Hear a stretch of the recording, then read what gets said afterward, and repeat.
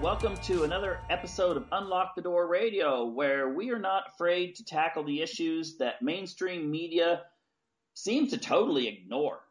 And tonight is no exception. We have a really special guest with us, a New York Times bestseller and the author of The Colder War. His name's Marin Kutusa. Am I pronouncing that right? Well, Martin's a good name, but my mom called me Marin. Marin, okay. Well, we'll call you Marin too, since mothers know best.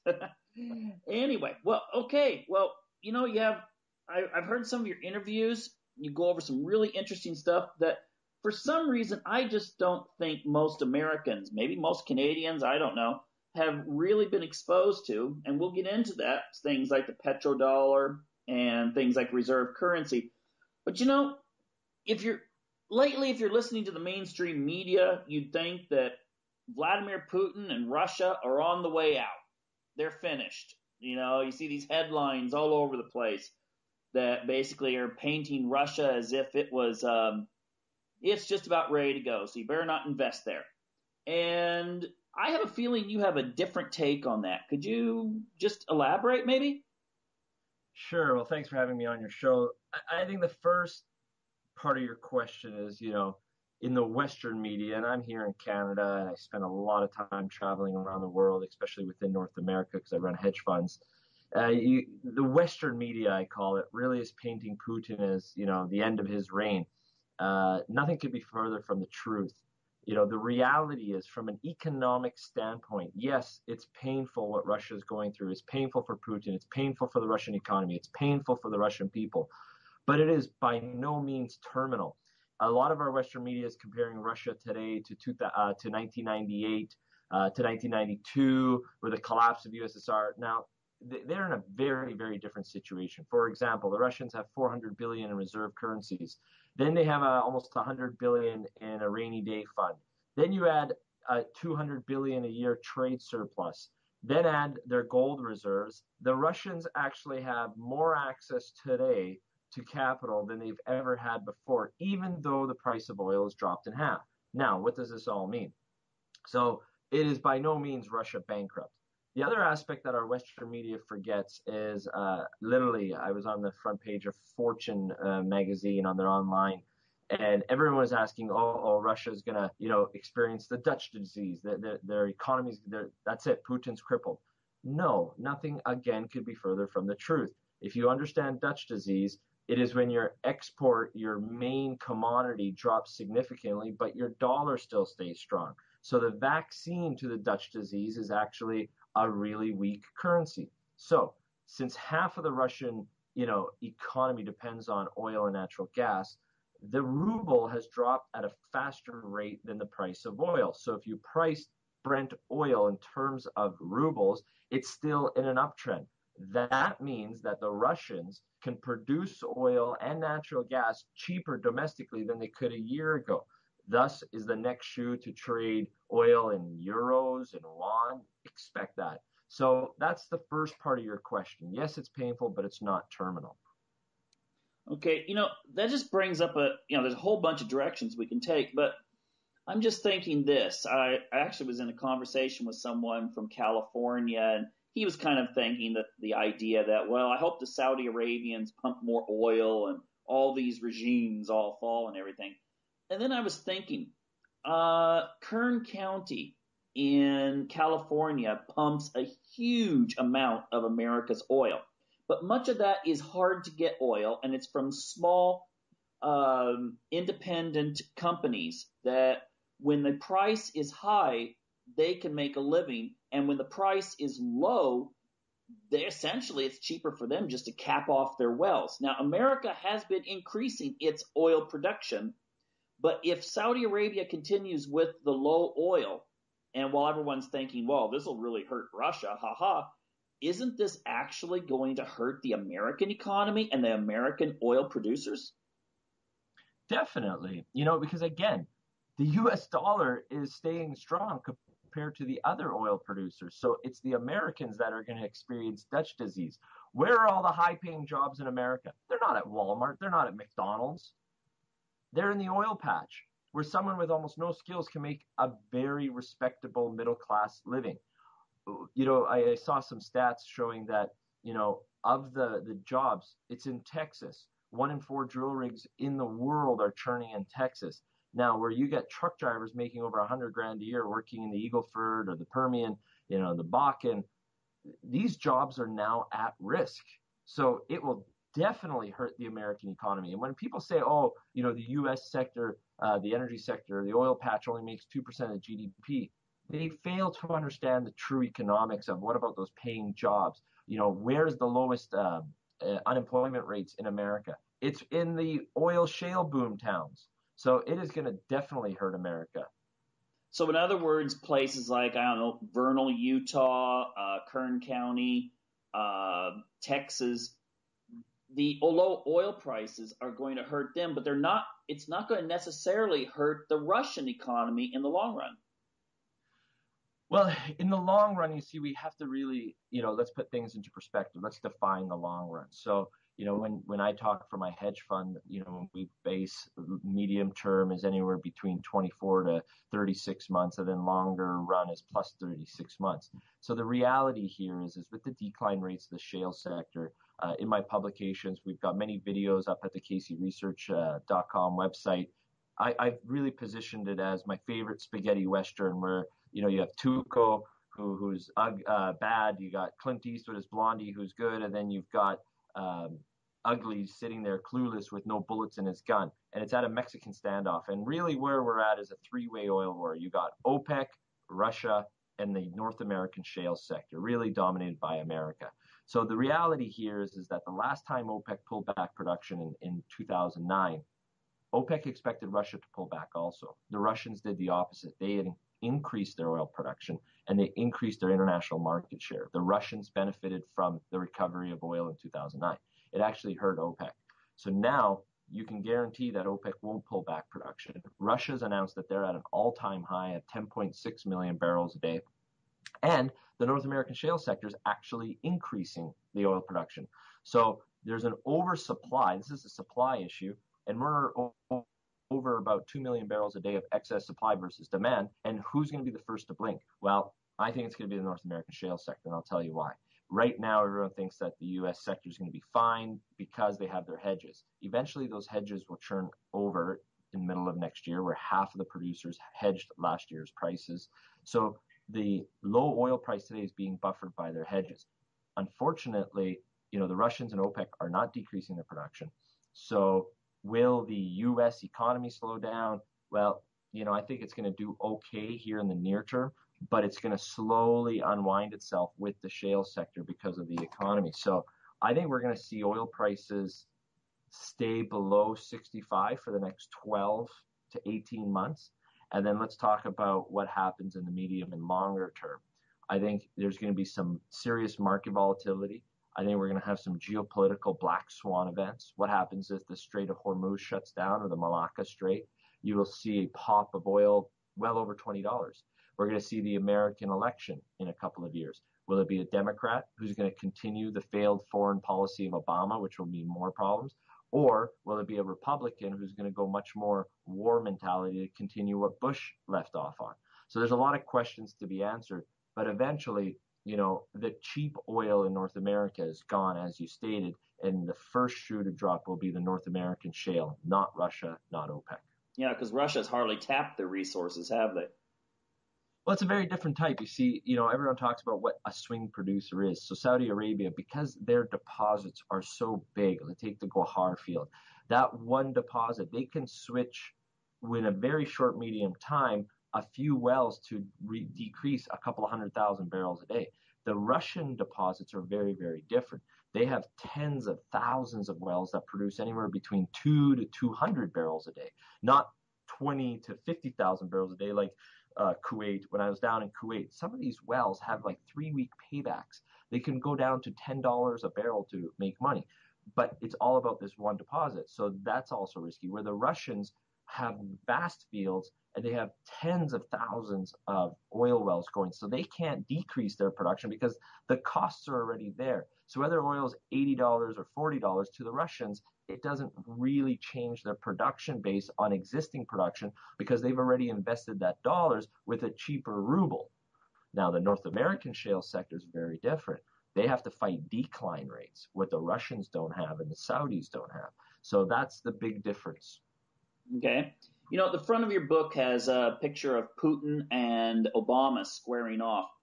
And you've mentioned that you could not have two more opposite rulers. Could you explain that?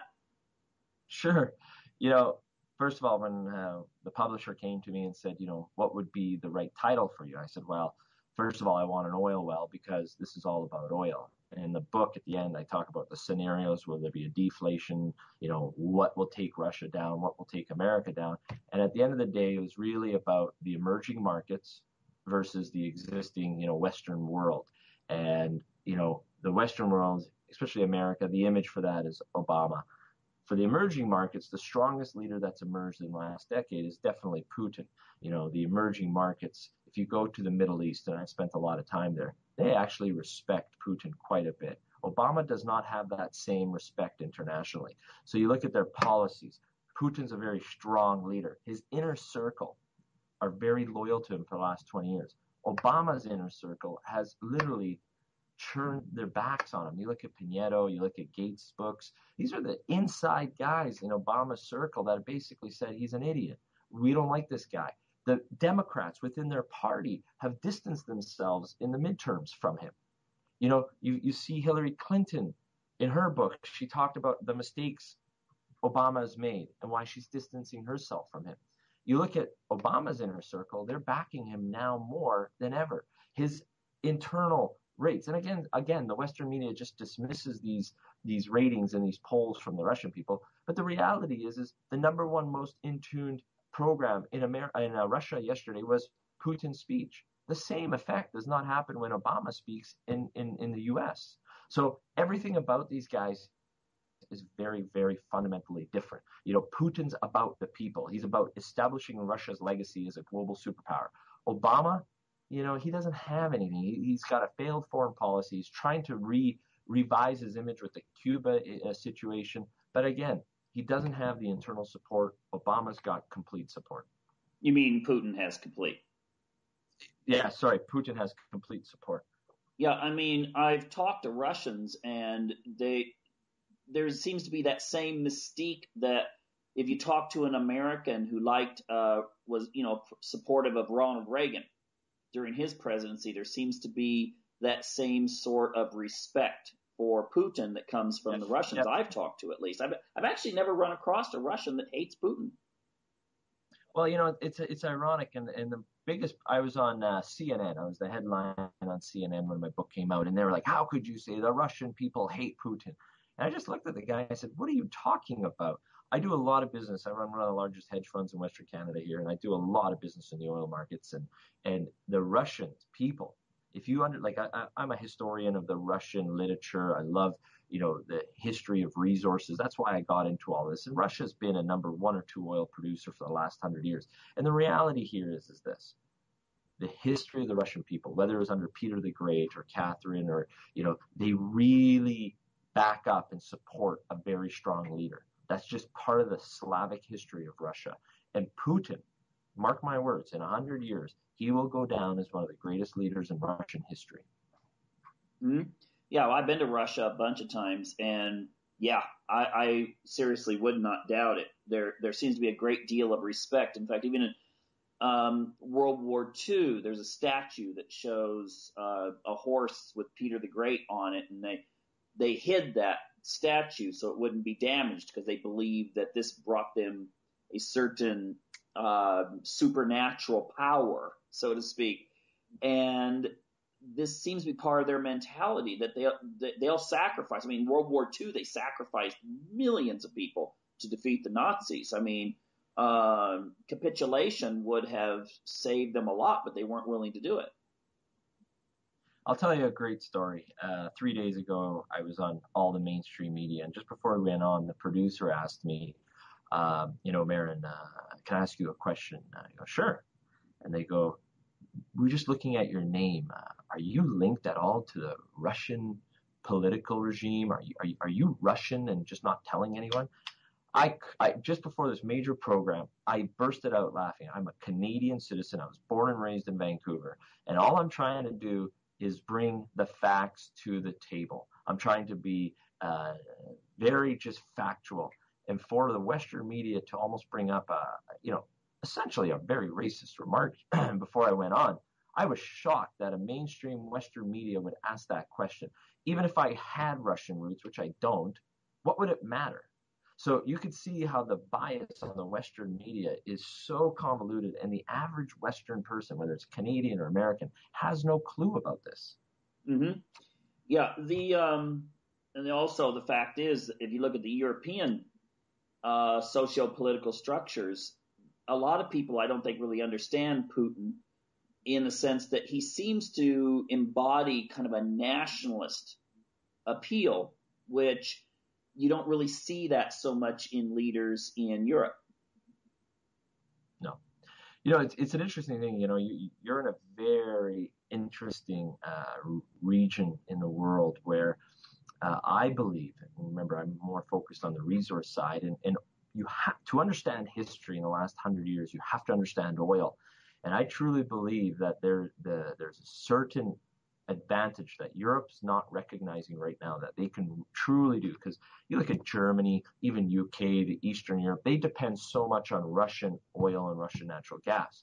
But, I need to give a shout out to Sweden, because there's a lot of companies in Sweden that in the next 10, 15 years are going to prove to be the knights of Europe, because they are developing some of the largest undeveloped oil deposits in all of Europe. You look at Lundin Petroleum, a very famous family out of Sweden, the Lundins, led by Ian and Lucas Lundin. Excellent men, brilliant company run by Ashley.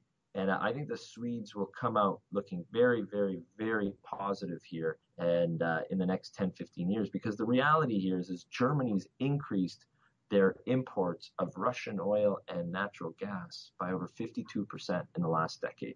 These are stats that nobody's talking about. Even Americans, the average American, they fail to understand. I was on CNBC and I said, wait, hold on a second. Yes, what happens in Russia affects not just America, but Canada. It's based off a commodity. For the last 25 years, 1 in every 10 homes in America has been powered by Russian nuclear fuel. How can you say that what happens in Russia doesn't affect you here? That's 10% of your electricity generated by Russian nuclear fuel. These stats are staggering. So there's a lot going on that our media doesn't want to talk about, especially the politicians. Mm-hmm. Hey, speaking of something that the media doesn't talk about, and you very rarely even see it mentioned in academic media and journals, is the effect of the petrodollar. Now, this is something, well, without me going into detail about this, what would you like to say to the average person tuning in tonight? What effect the petrodollar has on their standard of living if they're living in the United States? That's a great question. It's great timing. Everyone's looking at, oh my God, look at the ruble. The Russians are going to collapse. The Russian economy is going to collapse. What happened with the ruble is a great example, and it's many times in history. Whether you look at Yugoslavia's dinar in Zimbabwe, if you look at the market during the hyperinflation, it's happened before. It's going to happen again. But if the petrodollar dies, the average standard of living across America will literally be cut in half overnight, because the Americans import so much. And it's like almost a faux pas to talk about this in the Western media, the petrodollar. It is so important to the standard of living for the Americans. Henry Kissinger created it during Nixon's regime, and it has been one of the greatest defenses of the American way of life. The petrodollar is at risk, and people are saying, well, the U.S. dollar is very strong right now. I go, yes. And in my book, I talk about it's going to take decades for this to happen, but you have to be prepared for it. Protect yourself, your portfolio, and your family from the coming collapse of the petrodollar. It will happen. Well, how does it work? What I mean is, for the average person, they hear this, but essentially, how is it that would double the prices at, let's say, the mall or at Walmart or something like that? How would it Sure. actually work? So it all happens this way. America recently has become now, because of the success of the shale sector, a competitor with Saudi Arabia. It's become a competitor with OPEC.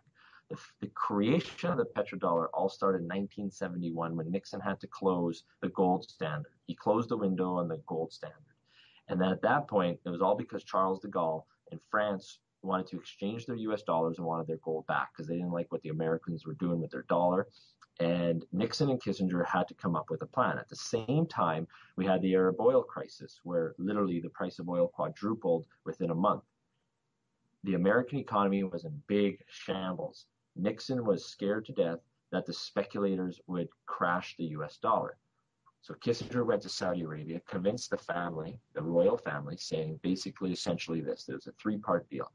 If you commit to selling all your oil production and getting the rest of OPEC on side and only selling your oil in US dollars, we will ensure the protection of your family and your kingdom militarily, economically, but you have to take those excess profits and reinvest them in the dollar.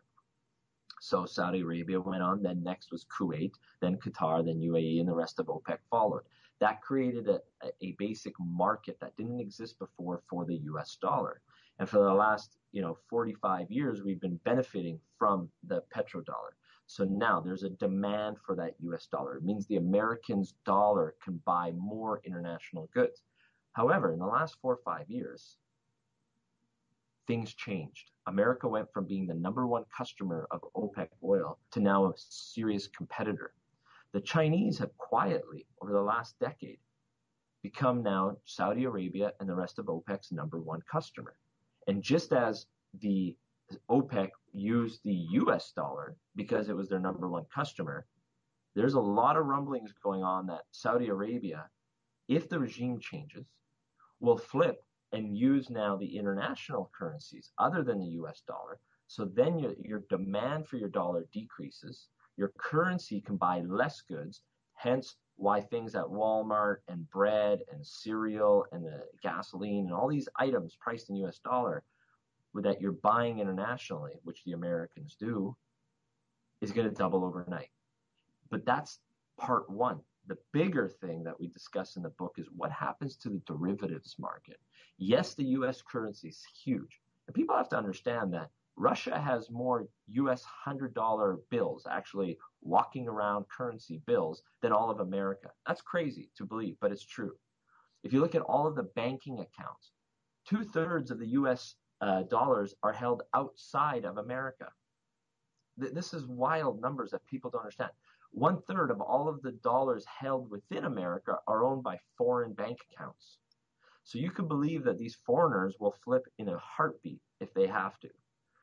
But the derivative markets are now over $1 quadrillion. And if you have a crashing US dollar, banks, pension plans, mutual funds, the banking sector across the board, Wall Street as we know it, is at risk. The derivatives markets are weapons of mass destruction that the average person cannot comprehend. I used to teach calculus, and these things are complicated. Who's regulating them? No one even knows what type of derivatives they're even trading. Who's going to be accountable? Well, the U.S. government just in this past month passed a bill that said the derivatives markets are protected. Yet the Western media does not talk about this. What does it mean? The average American is going to have to bail out the derivatives. But the question is, can they? So we're looking at a total economic collapse if the petrodollar triggers the derivative market, which could trigger a complete collapse of the system. So people that arrogantly dismiss BRIC, Brazil, Russia, India, China, and their power, and I think that's a very Western sort of thing, is to dismiss these nations. In reality, they hold a leverage over the United States and in turn Western Europe, since of course there's so much of a strong economic tie between the two, that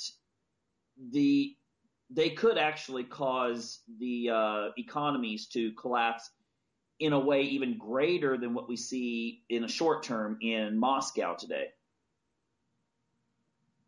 Exactly. Okay, I just want people to, well, is there any way in like, I don't know, in a 1 minute or less, can you explain to the average person what a derivative is? I mean, you hear about it a lot, ironically, in the alternative media. You never hear about it on the mainstream media ever. But for just the average Joe who's, Sure, at no home, problem. what is it? It's actually really simple. So I'll explain it in two ways.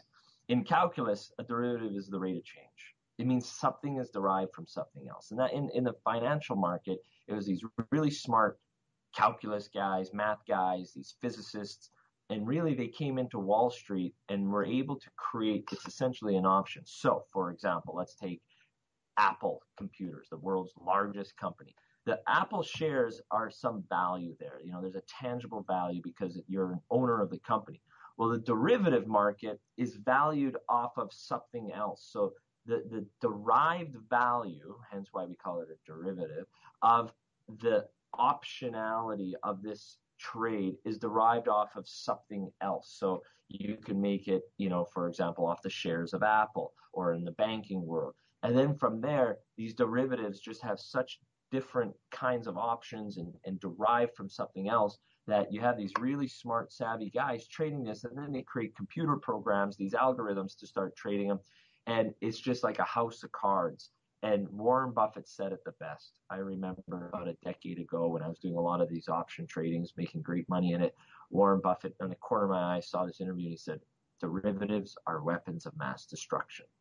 And that resonated with me because I understand the derivative markets and they change so fast. You're basically drowning in and there's no oxygen and it's changing so fast that it just takes such a small loss in the derivative market. Remember, they're derived from something else. So if the share price just moves slightly, if the US dollar just drops slightly, these derivative markets are so leveraged up, they're derived from another value that something that wouldn't take the economy down, such as, let's say, a crash in the US dollar by 20, 30%, it'd be bad, but those derivative markets are 100, 200, 300 times the size of the general real markets. It would cause an implosion. And then who's going to be responsible? Who has to pay that?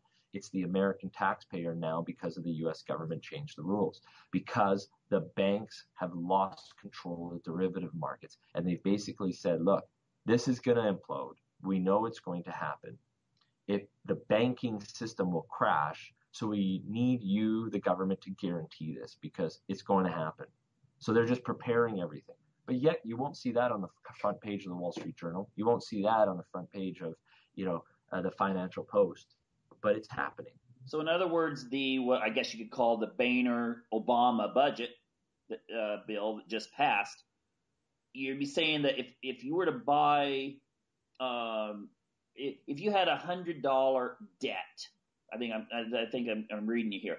If you had $100 debt and you take your $100 to go pay your debt, it would be equivalent to the person who would be at the cashier to say, no, you don't owe 100, you now owe $25,000. Or more. And the U.S. taxpayer is now put in that Correct. position because of this new budget and the laws that were passed with it. If they thought the previous bailouts were bad, they're going to think that was Mickey Mouse compared to the next bailouts coming. Wow. Get some, maybe the Mormons have a good idea when it comes to food storage. Hey, one last thing here. I know you're short on time here, but what do you think the chances are that Russia is going to, in some way, just give in when it comes to Crimea and the Eastern? Zero. And this is a question that I've had so many people say on the media. Well, if Russia just goes back and gives Crimea, everything will be okay. That is the last thing the average Russian would do. If you understand the history of Russia, Crimea was, they're Russian-speaking people. They want to be part of Russia. More importantly, the Russian people see Crimea as one of its own. They see it as part of Russia. So why is it important to the Russian people? First off, nationalism. If you ask the average Russian, what is Crimea worth? Is it worth a couple $100 billion that the economy is suffering today? They'll say definitely, because it's the Russian people they're protecting. So that nationalism factor. Number two, it's a deep sea warm port that the Russian military needs and the Russian people understand is so strategic. This goes back to Peter the Great days. Number three, they understand that they can't depend on Western Ukraine to play ball when it comes to the gas pipelines, because half of the gas they send to Europe goes through Ukraine. So they want to bypass that. That's why it's so important. And number four, you look at the offshore oil and gas deposits just off of Crimea. That's valuable. So whether they have to take a short-term pain in the economy and all these sanctions for Crimea, not just as Putin thinking it's worth it, so does the average Russian. So there's absolutely no chance that Crimea is going back to Ukraine. Okay. I think you're right there. Hey, I'd like to really, really thank you, Marin, for your insights. I think they're spot on. And how can people find out more about your book as well as your website? Thanks. Yeah, I've enjoyed this interview. It was great.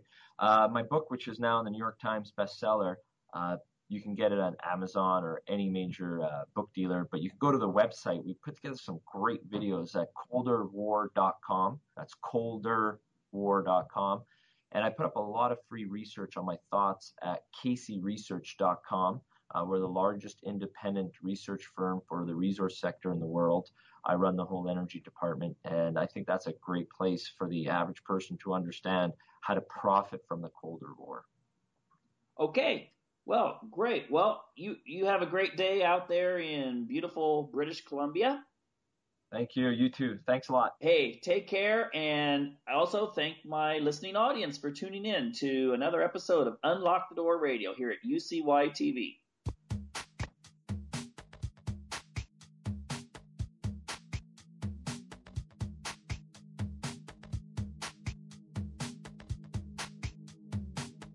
Hello there, and welcome back to the second half of Unlock the Door Radio. I'd like to deal with something that I think pertains to all the subjects we've been discussing previously, especially even foreign policy in regards to, it seems, the United States and Britain's goal of taking Russia down. And that is something that was written more than 2 millennia ago. And that's Plato's Allegory of the Cave, which you could find in his writing, The Republic. And what it deals with, if you're not familiar with that allegory, is it deals with Socrates describing a situation in which there's some individuals, and we're to imagine that they are chained for life. For ever since birth, they've been chained up in a cave. And the way everything is set up is that there's a fire behind them, and between the fire and the individuals that are chained is people walking by carrying objects. And the way the shadows are cast is that the people cannot necessarily see the people walking by, but they do see the various objects, such as puppets and other theatrical sorts of props. And they can only see these shadows against the wall, and over time, they make up a reality based on those shadows. They start making up explanations and so forth. And the thing is, he goes on to speculate what would happen if one of those slaves or prisoners or whatever was taken out of the cave and forced to see the real world. Now, the idea is that once the individual's eyes were open and they were able to adjust to the light, they would see an entirely different reality. They would see trees and grass and the sun and the sky and animals and people. And they would eventually get a picture of what, this real world was like, But then let's suppose they're allowed to go back into the cave. They're not locked up, but they're allowed to go back in the cave and try to, first of all, try to persuade people to leave. Let's assume they have some way of letting them go. And at least they have the desire to show them the real world and how those people would react to this individual when he or she starts talking about what's really out there.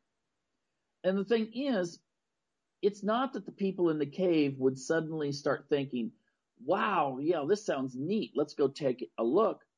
It would be more like, you're crazy. You're insane. Listen to this lunatic talking about what's going on outside of what we know is the here and now and present. And they would all agree with each other. Yeah, this guy's crazy.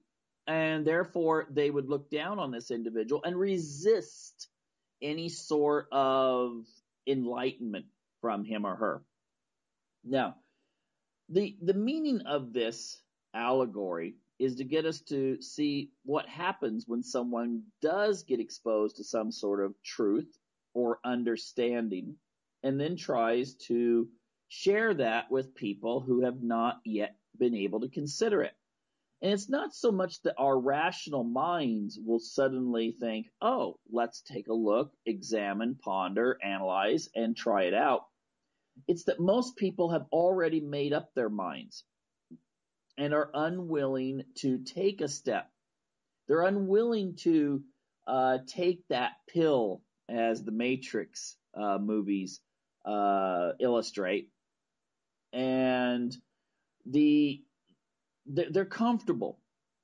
And any sort of awakening is going to cause discomfort, just as the individual when he or she walked out of the cave or were drug out and their eyes had to adjust. That would hurt for a little bit. And the thing is, most people don't want to readjust from their reality. But it's very important, actually, that we consider what are some of the factors that make an adjustment to reality vital in today's world. Now, earlier, when my guest was talking about Russia and a lot of the facts that pertain to the crisis over there, the thing is that he was probably describing things that the average American would find, well, crazy. The idea that Putin is popular, that he was elected in a fair and democratic election. I have to say this just to point out that on one of the elections where Putin was elected, I was in Russia, and believe me, it was an open election. I mean, you had all the candidates, all the parties, I should say, out there with their signs and campaign commercials and brochures. I mean, very, very active in the city I was in. And so for someone to think that this was some sort of rigged election where, you're like in North Korea and there's one candidate and that's Kim Jong, it's not the case. It really isn't. And I personally think that if most Americans were drugged to Russia, kicking and screaming, and were able to spend some time there, they would have a totally different impression of what it's all about. But this issue also extends beyond Russia. It extends to the media itself, the values that people have. Now, I'm going to throw this out here. I knew a guy, and he was from Spain, and his wife wasn't, but he was from Spain, and they had a child, and then they got pregnant again, and she had twins. Now they had 3 kids. And one comment he made when he came to work one day, just, after the babies were born, was, well, I guess now I'm white trash. And the thing was that the image of a large family has been so promoted throughout Europe and the United States as being some sort of symbol of being negative, of being in some way, well, like he said, white trash type of thing, that this really, even though it's totally inaccurate, very false, very unfair, The thing that has happened, though, is it's part of the general psyche. And so even when you're in countries where they actually actively promote people to have more kids, such as France and some of the Scandinavian countries, the thing is people just usually stop at two because they get the same media as everyone else does. And media is very important. Media very much sets the reality in our modern world. Now, it used to be that the family was the most important factor. You grew up, they gave you your foundation of reality. Problem is, the family, now we often have both parents working, or maybe there's only one parent in the home. Uh, but what is there that is really shaping the kids and their values and what they see as real? Is it religion? Well, if they do go to church or synagogue or whatever, that's only a very small portion of the week. The problem is that they spend, on an average in America and Great Britain, and it's not probably that much different in a lot of other countries, although if you look at countries with really high educational levels, such as Finland, TV viewing is far, far less. The average kid in America and Britain spends 4 hours per day in front of the TV. Now, that's just the TV. We're not talking about computers, okay? 4 hours per day. Now, unless you've had a Common Core education, 4 times 7 is 28. That means that a person spends almost, in 1 week, a kid spends almost an entire day per week. And I'm not talking about just 8 hours. I'm talking about a full day and night and then some watching TV. Now, that has an incredible influence on them because, as we should note, fiction has a much greater impact on a person's values than just coming out with facts. If I come out if you're watching some sort of chick flick where, let's just pretend that you come from a very conservative religious background and your view is that people should not have sex until marriage. And if they are married, they should not mess around. But how many of these dramas we see on TV, especially, are geared towards making us question that, in which you find yourself actually thinking, well, maybe in his case or her case, it's not so bad that they mess around. And you could come on with all kinds. Let's say someone watches a program, and then you come on with all kinds of facts and figures, psychological, physiological, whatever, that would say that maybe it's not a good idea for people to be doing that sort of thing. But you know what? What's going to really be the factor is people thinking about, well, yeah, but Mary did this or Joe was that in this particular film or TV show, and the people make excuses because their reality is being reshaped. Now, the same is true. Now, it's not just drama. It's also our politics. We are basically indoctrinated from day one in our political views, not just from our parents. Of course, we do learn a lot from our parents if they're making comments about a news story, for instance, which they really should actually, because if parents do watch news and the kids are there and they just sit and don't say anything, then what happens is the reality of the newscast is the reality. It's actually quite important to question it. I had a psychology professor who said that whenever the commercials came on TV, he made it a family duty that everyone make fun of them and also question what their intent are. And in that sense, he felt that this counteracted the influence of the commercial. And I think the same is true for anything. But a lot of times, parents don't do that. They just sit there, I don't know what they're doing, but they're sitting there, and the kids are, hearing the stuff, and it's just like, okay, this must be the case, Mom and dad don't argue about it. And I'll say this: if parents don't raise their kids, society will, and that includes the television. The television is huge. I'll say this: when I was in high school, back in the late 70s, you go out to the park and there were tons of people out there doing things, young people. Nowadays, you don't see that. Well, you do. The only exception I would say is in many, many communities, you'll see Hispanic kids out playing and doing things because maybe their culture really promotes the idea of being outside and doing stuff with other people. But I'll guarantee within a generation of these kids living in the United States, they're going to be doing the same thing as American kids do, and that's going to be sitting in front of the TV or computers. But TV is still the biggie, especially for the young children.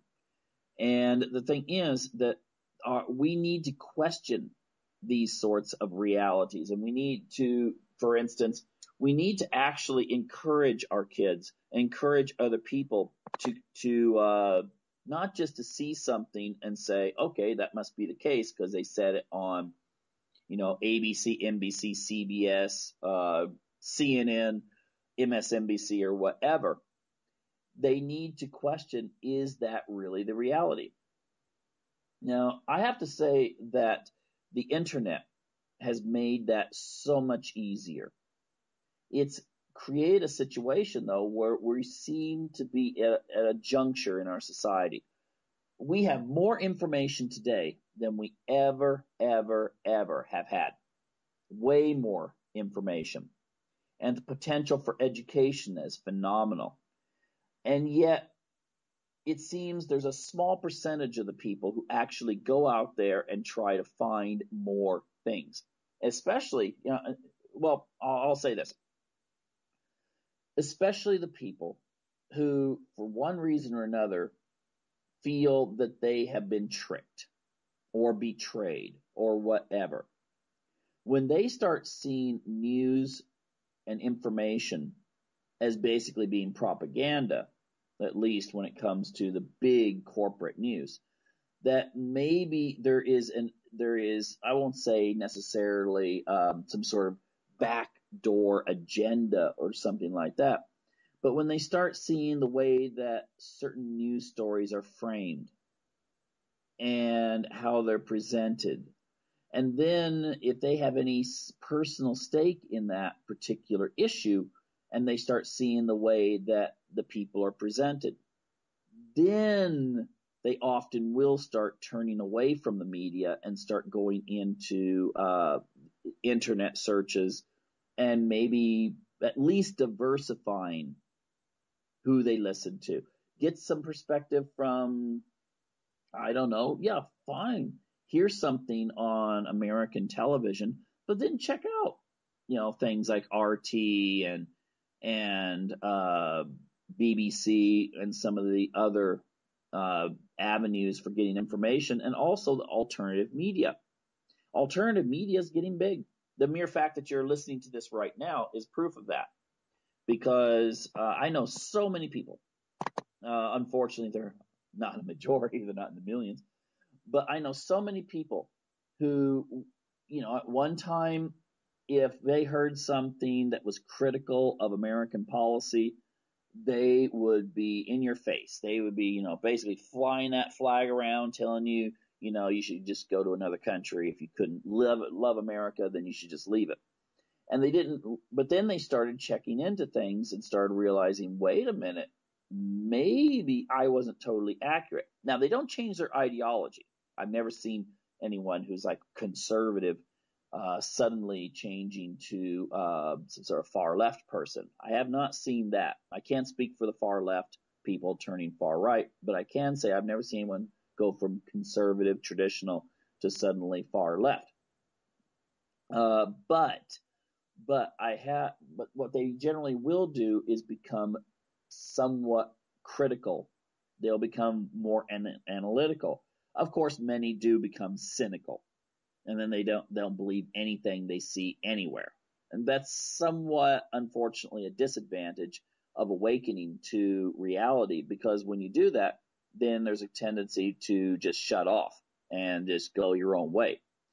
And unfortunately, in our society, that is what probably most of the people who, you want to call it the 1%, maybe that's what they want people to do. They don't care why you don't take part as long as you don't take part, because that still leaves enough people out there who just uncritically are going to be quite content with their chains and staring at the shadows, that they're not going, the 1%, they don't care them, as long as they get their agenda through. Now, I will say one thing. I was recently listening to someone who was basically saying that America no longer is a two-party system. And in a sense, philosophically, I have to agree with that we really haven't had a two-party system since the last term of George Bush. I'm not talking about George Bush before Obama. I'm talking about the one before Clinton. There seems to have been, after the Soviet Union fell, this drawing together and a consensus of the parties, in which now it's essentially how far should we tax people? How far should we regulate people? How far should we monitor what they say and do? No, it's no longer one group saying, no, we shouldn't do it at all, and another group saying that, yes, let's just go all the way. I mean, essentially, that's like looking at Bonnier and Obama in a debate. There would be no debate. It seems that whatever Obama wants, he gets. And then people who voted Republican are thinking, hey, wait a minute, I voted Republican, and, what's the change? And they don't realize that many of the the corporations and so forth, who back the Democrats also back the Republicans. Now, the thing is, I will say that the Republicans at least have a larger percentage of people who do buck the establishment. Unlike in Europe, where if you question your party, you're basically out, because, you in a parliamentary system, you have to stick with the party. And in America, you don't have to do that. And there are people who do question the direction of the country, and they're usually Republicans, although there are some really liberal Democrats that also question their party's corporatism. But the thing is, ultimately, we need to start not just voting for the people who are articulating more of a reasonable, realistic approach to making America great again, but also we need to start informing other people. We need to start going that step to try to bring in as many as possible, to try to show people that there has to be an awakening. Now, you may think, well, what can I do? What is there I can do to get my friends and relatives out of that cave and get them to see the sunlight? Well, there's a variety of things. One is, don't be afraid to question. Don't be afraid to take a stand. And don't be afraid to share your views. Because in studies they did of what's called the dissident effect back in the 1970s, the idea is if a student in a classroom were to question the professor, the acceptance of what the professor was saying drops dramatically amongst the other students. But if there's no questioning, then the acceptance of what the professor says is very high. So you need to have people that are questioning, because then that causes other people to think, well, maybe he or she has a good point there. So what can you do? Well, for one thing, you could just post some YouTube videos. You take your cell phone and do a video. Take if you have access to video equipment, start doing videos. Now, the thing is, you might think, okay, well, I posted a video last year and I've only had 23 people that have watched it. And then you might think, I checked the analytics, and of those 23 people, 10 of them only listened to it for about 2 minutes. And the other 13 listened to it for longer, of course. Well, that means in the last year, you have actually reached, with your views, 13 people. And they could be from anywhere in the world. I have a blog or website at michaelcross.net. And I don't do very much with it. I just recently posted some articles. I hadn't really been doing much with it. But the thing is, I recently posted a counter that lets me know who is visiting from what country. They come up with little flags and stuff. And in the last week, I've had people come and read my articles from Senegal, Georgia, the one over in Europe, um, Croatia, Brazil. For some reason, I get a lot of Brazil. But I've had about a dozen people in the last couple of weeks from China. So, here's, they may curtail a lot of YouTube stuff, but when it comes to blogs and websites, a lot of times things come through. The thing is, I have no clue whether they read something and thought, wow, this is really profound. I need to think about this. Or they just looked at it and went, yeah, whatever, and moved on. I don't know that.